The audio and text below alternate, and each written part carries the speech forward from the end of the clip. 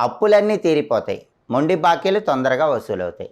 ఆ 5 మొక్కల్లో మొట్టమొదటి మొక్క తులసి మొక్క.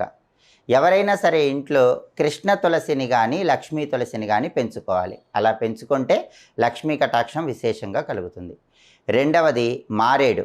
ప్రతి ఇంట్లో కూడా మారేడు మొక్క తప్పనిసరిగా ఉండాలి.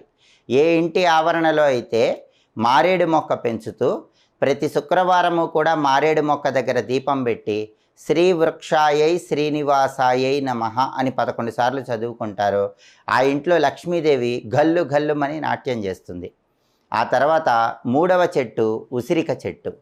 ఈ ఉసిరిక చెట్టులో పెద్ద ఉసిరి అని ఉంటుంది. ఈ పెద్ద ఉసిరిని ఇంటి ఆవరణలో పెంచినట్లయితే లక్ష్మీనారాయణలిద్దరి అనుగ్రహము విశేషంగా కలుగుతుంది. ఆ తర్వాత 4వ చెట్టు అరటి చెట్టు. ఏ ఇంటి ఆవరణలో అయితే అరటి చెట్టు పెంచుతారో ఆ ఇంట్లో ఎలాంటి కష్టాలు ఉండవు. డబ్బు